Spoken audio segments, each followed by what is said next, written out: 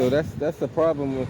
A lot of these businesses are losing a lot of revenue because of the shoplifting thing, and a lot of people don't realize that. If you go to some of these shelves, especially in the Roxbury area, some parts of Dorchester as well, a lot of shelves are becoming empty because of shoplifting. I heard the AutoZone is having that same problem with people shoplifting. Holding signs in protest, the Communities of Color for Health Equity is demanding this Roxbury Walgreens remain open. The store is telling customers it will close next Monday, January 15th. Many seniors and those without transportation now concerned how they'll get their prescriptions. For Tim Winworth and Walgreens, this is all about business, but for us, it's a matter of life or death. It's just the latest Walgreens to shut its doors in recent years, several in black and brown communities. And some say it's an insult to close on Martin Luther King Day. How insensitive. All right, guys, so we have to revisit a story that I covered probably about a week or two ago about a Walgreens in the Roxbury neighborhood of Boston closing. Now, this store is closing for the same reason that a lot of these stores are closing in the so-called black and brown neighborhoods, is that there's too much crime, okay? There's too much shoplifting. These stores cannot turn a profit operating in these neighborhoods. So what you have is the woke revolutionaries and the residents in those neighborhoods boohoo whining and crying over stores leaving because they can't operate. And in this particular case of the Walgreens in Roxbury neighborhood of Boston, I covered the protests that were happening by the civilians, the residents in the area over the Walgreens closing. They weren't blaming crime. They weren't blaming the criminals, the shoplifters. No. They're actually really blaming the store and the politicians for not forcing the store to stay open, right? They weren't blaming the politicians for refusing to stop crime, which caused the store to close. No. They blamed everybody except the actual people responsible for Walgreens closing, which are the voters themselves and the politicians that they voted into office that don't hold the criminals accountable, okay?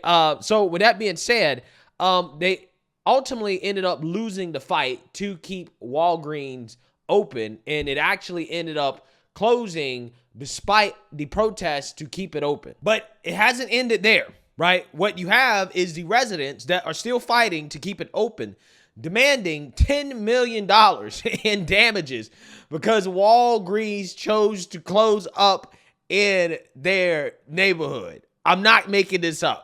Take a look. We did that test ride to the next nearest Walgreens. Even before rush hour, there was a lot of traffic. Even after the closure here on Warren Street, folks are showing up. That means every pharmacy in the area is about to get a lot busier. The mayor, the representatives, Ayanna Pressley, please keep on these people for letting these things in Roxbury close. It's a shame. The Warren Street Walgreens is locked up, closed down for good.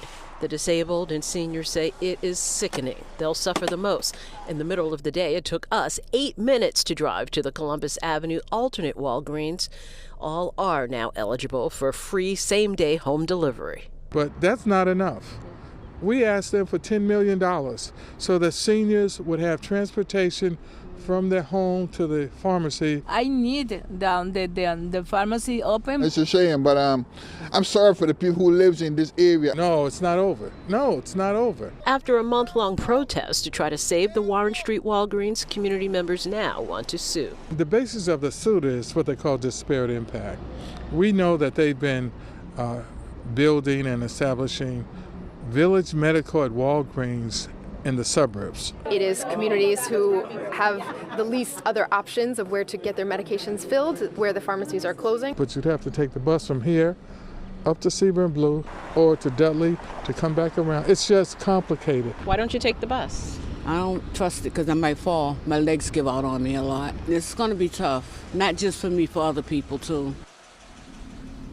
It's just tough to think about it all. While the door was being locked here, the Black Men's Political Task Force was sitting down with lawyers from the U.S. Attorney's Office and the Attorney General's Office trying to build a case based on a remedy for the people of this community and in the name of health equity. Live in Roxbury, Rondella Richardson, WCVB News Center 5. Wow, you're seeing that? You heard that, okay?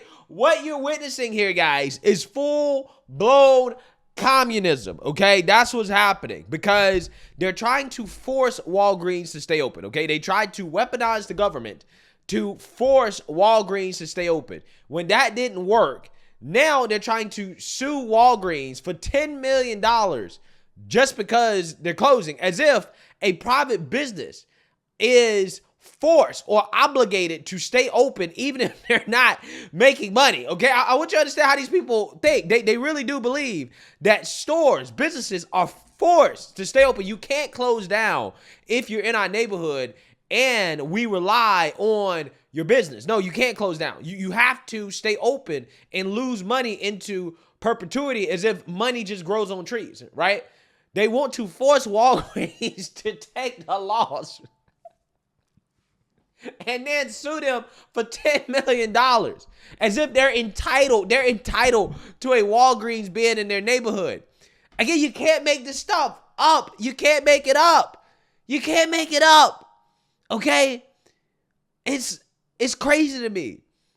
And then, they're mad that Walgreens is building new stores in the suburbs. Well, why are they building new stores in the suburbs? Well, because they don't have to worry about all the shoplifting, okay? They don't have to worry about the shoplifting. It's probably less diverse, right? And there's probably more profits to be made, okay? I'm just saying, if you wanted Walgreens to stay open, maybe you should not allow the shoplifters to rob the store out of business. I'm just saying, maybe you should vote in politicians that are going to enforce their laws, okay, and not allow criminals to get away with shoplifting, right, and crimes that are causing these stores to close. But no.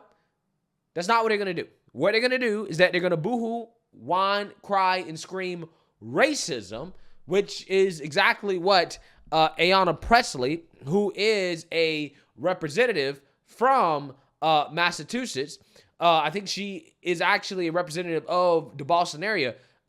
She actually took to the congressional floor to accuse Walgreens of racial discrimination for closing their store. Mr. Speaker, Walgreens is planning to close yet another pharmacy in the Massachusetts 7th, this time on Warren Street in Roxbury, a community that is 85% Black and Latino. This closure is a part of a larger trend of abandoning low-income communities like the previous closures in Mattapan and Hyde Park, both in the Massachusetts 7th. When a Walgreens leaves a neighborhood, they disrupt the entire community and they take with them baby formula, diapers, asthma inhalers, life-saving medications, and of course, jobs. These closures are not arbitrary and they are not innocent. They are life-threatening acts of racial and economic discrimination. That is why I joined with Senator Markey and Warren to demand answers from Walgreens CEO.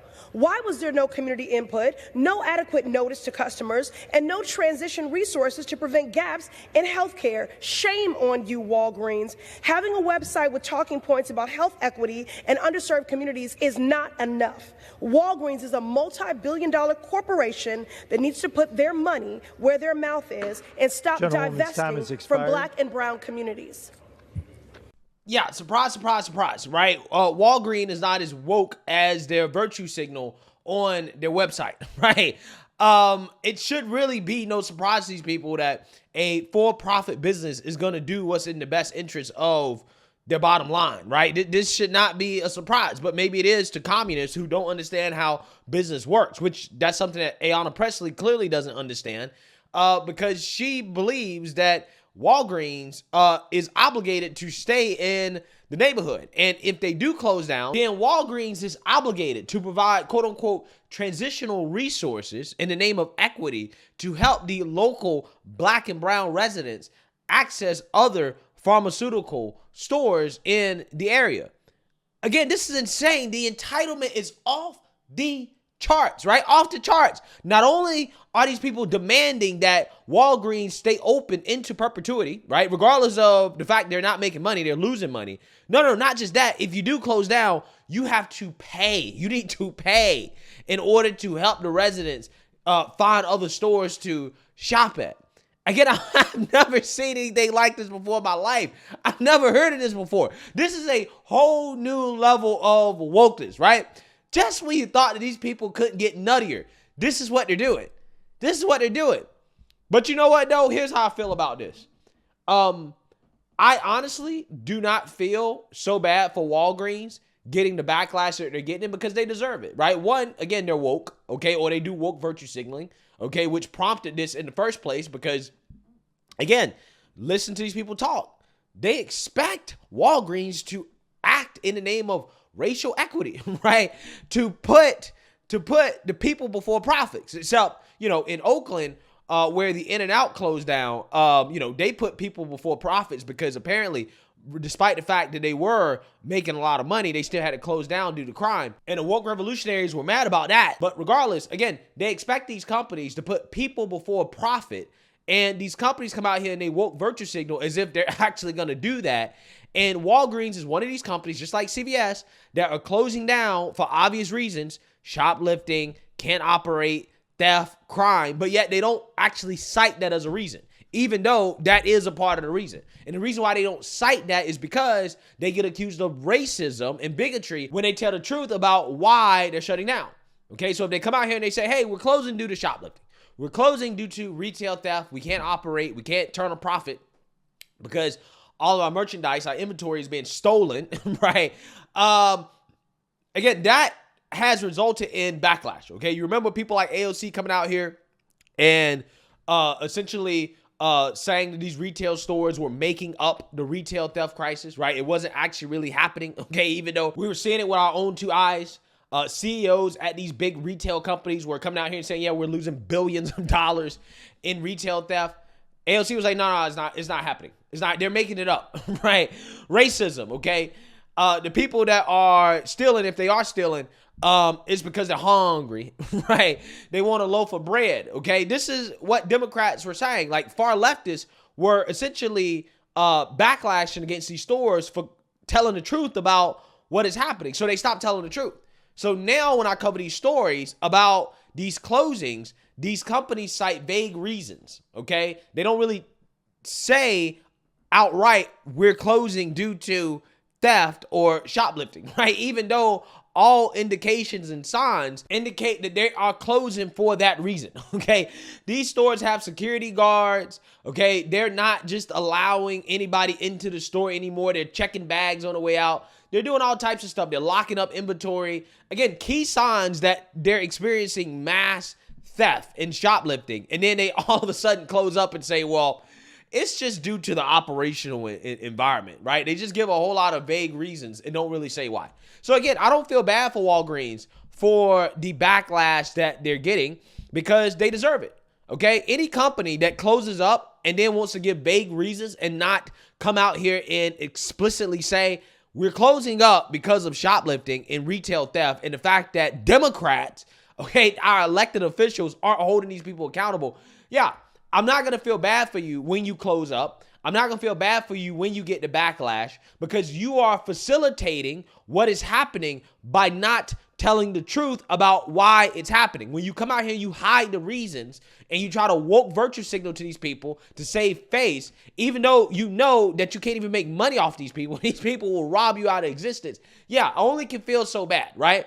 Which is not bad at all, really, to be quite honest with you. So, hey, it is what it is, okay? Walgreens, they're moving on to greener pastures, and this neighborhood, unfortunately for them, because of their choices in regards to their elected representatives, like, for example, Ayanna Pressley, who's pro-defund the police, this is the consequences of your vote, okay? This is the consequences of your vote. You lose businesses, okay? You lose convenience. But, hey, there's opportunity, right? If the Walgreens was actually making money and this is real racial discrimination, then this is a great time for a so-called Black-owned pharmacy to open up and serve the community, right? I'm just saying, okay? If it's real racial discrimination going on here, then, again, this would be a great time for a Black-owned pharmacy to open up in that area and make a whole lot of money. Except I don't believe that they're going to be capable of making a whole lot of money because they will get robbed out of business the same way Walgreens got robbed out of business. So, hey, let me know what you guys think. Make sure you like, comment, and subscribe. Most importantly, share a Black conservative perspective. Peace.